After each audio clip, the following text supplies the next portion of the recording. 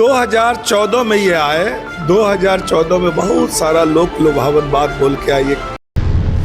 ये बेईमानों की जमात पार्टी और बदनीयती वालों की जमात पार्टी बनकर रह गई है। न्यायमूर्तियों का एक संविधान पीठ ने निर्णय दिया है कि यह इलेक्टोरल बॉन्ड्स, चुनावी चंदे का जो ये कोष है, ये सरासर असंवैधानिक है। तुम कांग्रेस को सबसे भ्रष्टाचार की जननी कहते थे, भ्रष्टाचारी तुम हो, बेईमान हो। और मोदी तो भाई पोर्ट बेच दिया, एयरपोर्ट बेच दिया, रेल बेच दिया, भेल बेच दिया, सेल बेच दिया। सरकारी संस्था जो स्टेचुरी तो बेच रहा है तभी ना दे रहा है। इसके पहले अटल बिहारी वाजपेयी तक भाजपा की सरकार थी। अभी 10 वर्षों से भाजपा की सरकार नहीं चल रही है, मोदी की सरकार चल रही है। नमस्कार, स्वागत है आपका केबीसी न्यूज में और मैं हूं आपके साथ शिल्पी। हमारे साथ मौजूद हैं बिहार के पूर्व शिक्षा मंत्री डॉक्टर रामप्रकाश महतो जी। सुप्रीम कोर्ट ने इलेक्टोरल बॉन्ड को लेकर अपना फैसला सुनाया है। इसको लेकर क्या कहना है हमारे बिहार के पूर्व शिक्षा मंत्री का, चलिए जानते हैं।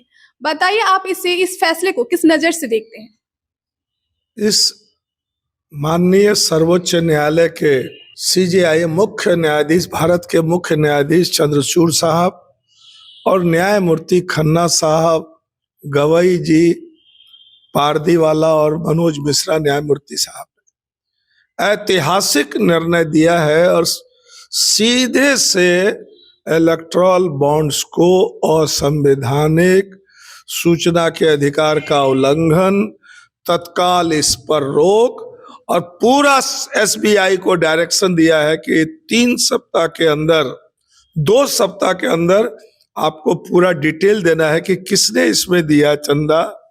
ये इलेक्टोरल बॉन्ड एक तरह से चुनावी चंदा है और चुनाव आयोग को भी एक जैसे ही एसबीआई पूरी लिस्ट सौंपेगी, पब्लिक डोमेन में डालेगा, तो इलेक्शन कमीशन को उसको पब्लिक डोमेन में डालना है, अपने वेबसाइट पे डालना है।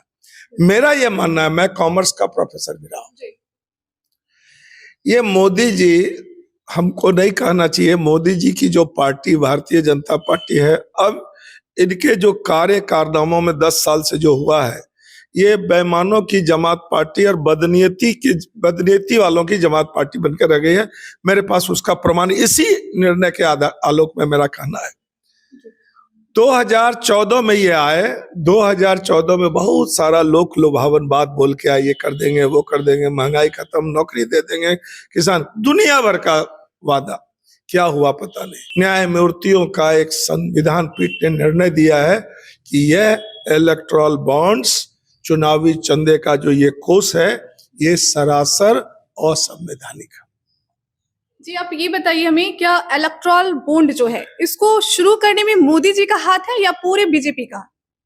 देखिए, इसमें भारतीय जनता पार्टी ने इसको चोरी भी जो किया, बेईमानी भी जो किया, घोटाला किया, डाका डाला देश में, अपने को ईमानदार कह के इसको बजाबते वैधानिक रूप दिया। तात्कालीन वित्त मंत्री अरुण जेटली, जो अब नहीं है इस दुनिया में, उन्होंने बाजाबते बिल लाया 2017 में, एक तरह से इसको वैधानिक रूप देके बिल लाके, और हम आपको बता दें, उसका तात्कालीन गवर्नर उर्जित पटेल ने भी विरोध किया था। सबों ने इसका विरोध किया कि ये गलत हो रहा है, ये स्कैम होगा, घोटाला होगा।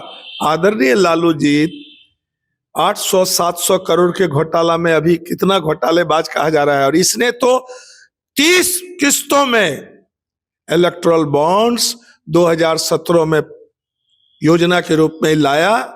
जेटली सबकी मीटिंग बुलाया, प्रॉपरली बिल लाया और 18 में ये बिल पास हुआ। 19 से ये 2019 से चालू है और 30 दफे इलेक्टोरल बॉन्ड्स जारी किया गया है। अब तक 16,518 करोड़ से ज्यादा जारी हुआ इलेक्टोरल बॉन्ड्स, जिसको हम चुनावी चंदा कहते हैं। सुप्रीम कोर्ट ने 5 साल पहले छद्म राष्ट्रवाद के नाम पर वोट मांगा। अब किस मुंह से वोट मांगोगे? अब तुम्हारा ये पूरी ईमानदारी का मुलम्मा उतर गया है। तुम कांग्रेस को सबसे भ्रष्टाचार की जननी कहते थे, भ्रष्टाचारी तुम हो, बेईमान हो और सीधी देशवासियों के साथ बिना पारदर्शिता के ही तुम घोटाला। आप इसमें जिम्मेदार किसको समझ रहे हैं, मोदी जी को या बीजेपी को? मोदी उसके सूत्रधार हैं। मोदी इसके सूत्रधार इसलिए है कि मोदी के सलाह पर बीजेपी का राज शिल्पी जी केबीसी के माध्यम से हम देश को बताना चाहते हैं। इसके पहले अटल बिहारी वाजपेयी तक भाजपा की सरकार थी। जी उन दिनों नारा लगता था भारतीय जनता पार्टी का 3 धरोहर, अटल, आडवाणी, मुरली मनोहर। जी आज उसमें से तो एक आदमी इस दुनिया में नहीं है, लेकिन आडवाणी जी और मुरली मनोहर सोचते होंगे कि कौन नालायक, कौन बेईमान, कौन घोटालेबाज को हम बैठा दिए।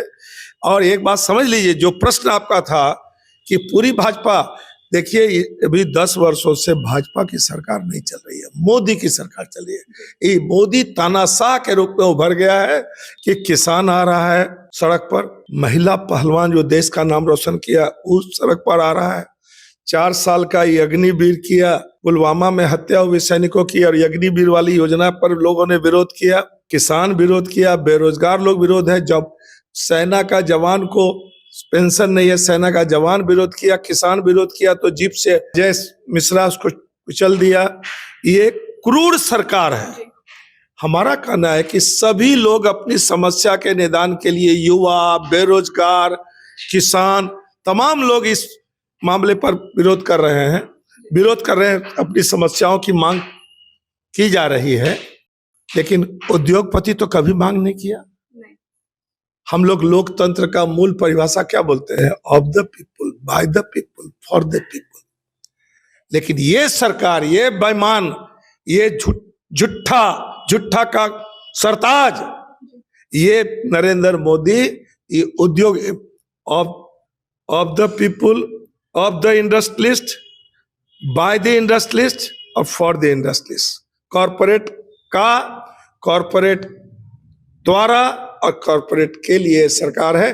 कभी कॉरपोरेट घराना का लोग अपने कर्जा को माफ करने के लिए कभी जंतर मंतर या यत्र तत्र कहीं धरना दिया है?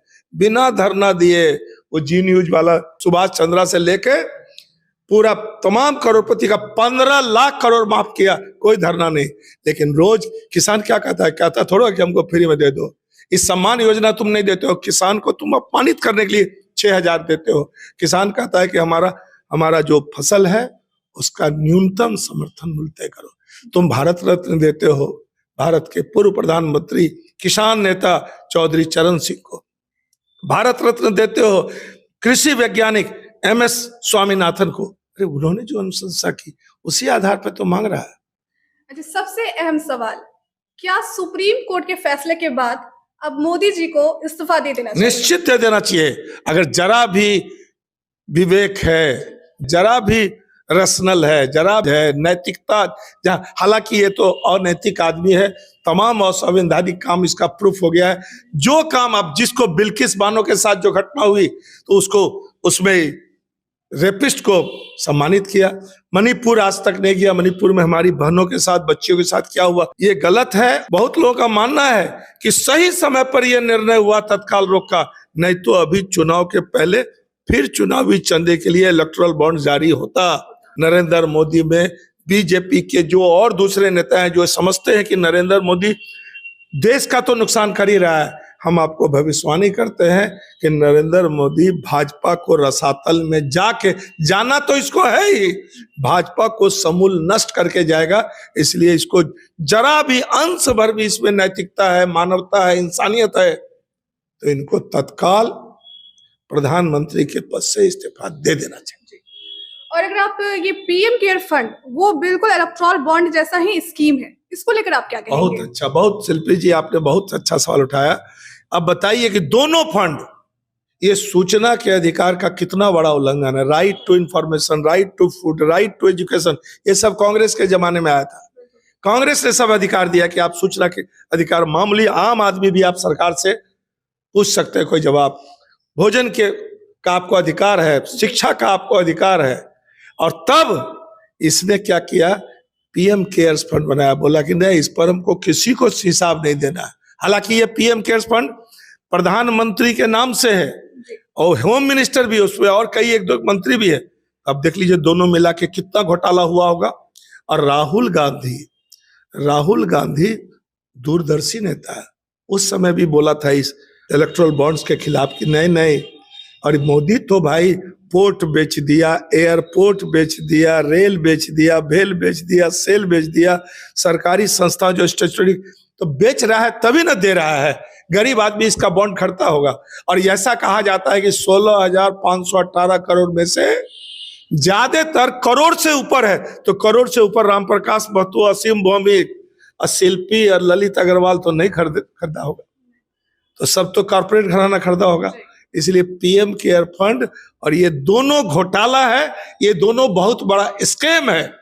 इसलिए इस पर ये तो जेल जाना, अगर सरकार बनी गैर बीजेपी की तो इनका और इनके कई मंत्रियों को जेल जाना तय।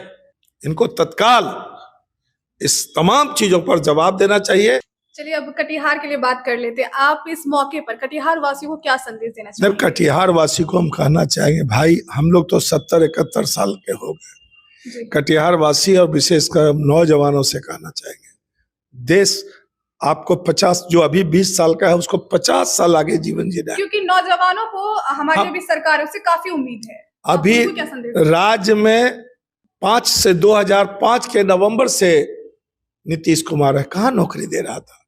लेकिन जब 17 महीना के लिए तेजस्वी जी बिहार का भविष्य उप मुख्यमंत्री के समर्थन से जब नीतीश जी मुख्यमंत्री बने, तो 17 महीना के अंदर 70 दिन में 3 लाख से ज्यादा लोगों को नौकरी दी गई और 1,35,000 अभी प्रोसेस पाइपलाइन में है स्वास्थ्य विभाग में। अभी उन्होंने हाउस में भी कहा है कि हम जो साइन करके आए एज हेल्थ मिनिस्टर उसको कीजिए। पुलिस की बहाली, हेल्थ विभाग में 1,35,000 लोगों की बहाली और 4 लाख लगभग शिक्षक जो नियोजित शिक्षक हैं उसको राज्यकर्मी का दर्जा दीजिए। ये तमाम काम तेजस्वी ने किया है। चलिए हम लोग तेजस्वी इस उम्र में भी अपनी कर्मठता दिखा दिया कि बिहार की चिंता कौन कर रहा है कि, और उन्होंने 20 में कहा था कि हम अगर सरकार बनाएंगे तो सुनवाई, कार्रवाई, सिंचाई, पुलिस जुल्म नहीं होगा, सही लोगों पर, गलत लोगों पर कार्रवाई होगी, सही लोग पर कोई कार्रवाई नहीं होगी, नौकरी देंगे हम, स्वास्थ्य सुविधा में बहाल करेंगे, तमाम स्पोर्ट्स पॉलिसी, टूरिज्म पॉलिसी, कई पॉलिसी इसने बनाया इसी 17 महीना में। नीतीश जी, आपने बिहार के 13 करोड़ लोगों के साथ आपके तमाम जो किए अच्छे काम पर आपने अपने से उस पर ब्लैक स्पॉट लगा दिया। इसलिए आपका तो बस 2-3 महीने का आप मेहमान है। बीजेपी आपको फिनिश करके अब अगली लड़ाई आरजेडी अलायंस वर्सेस बीजेपी से होना है, ये बिहार में तय। अभी आपने देखा कि हमारी बात बिहार के पूर्व शिक्षा मंत्री डॉक्टर रामप्रकाश महतो से भी सुप्रीम कोर्ट के फैसले को लेकर इलेक्टोरल बॉन्ड पे जो उनका फैसला आया था। हम आपसे फिर एक बार रूबरू होंगे किसी नए कार्यक्रम के साथ। तब तक मुझे दीजिए इजाजत। नमस्कार। धन्यवाद।